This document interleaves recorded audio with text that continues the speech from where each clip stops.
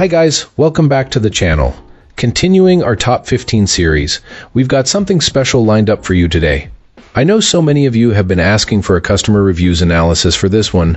Well, we're finally doing it, but before we get into that, don't forget to check this exclusive discount for it.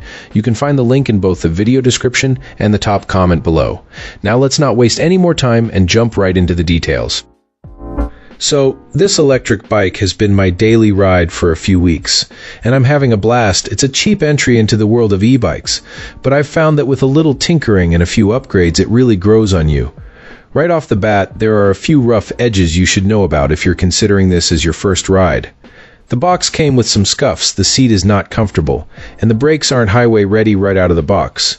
The fenders aren't the sturdiest either, and you'll notice some rattling here and there. Not ideal, but doable if you're handy and don't mind dialing things in. There's no digital display or speedometer, which I missed a bit for keeping track of mileage and battery life, and the front wheel quick release is plastic, which makes me a touch wary. That said, I've learned to appreciate what this bike does well. Assembly is straightforward, and once you've got it together, the ride itself feels surprisingly solid for the price. The water bottle holder is a nice touch and actually works. The battery charges cleanly, and I've found the range to be in the ballpark of 18 to 20 miles per charge when you're really using the throttle and the higher assist levels. The throttle response is quick, and hitting the throttle to climb a hill or roll up a ramp is smoother than I expected from a budget setup. The power is there when you need it, and I've enjoyed some surprisingly easy climbs that would have left me exhausted on a regular bike. Now, the daily reality check, I started noticing hardware quirks that you can't ignore if you're riding every day. Front axle loosened up on its own during a ride, and the headset shifted, which reminded me why frequent hardware checks matter. I've been doing quick checks almost every ride since, and I'll keep doing them. The updates you'll want to hear about are real. The rear brake squeals after a few minutes of riding, and the front isn't silent either. It's not dramatic, but it's noticeable.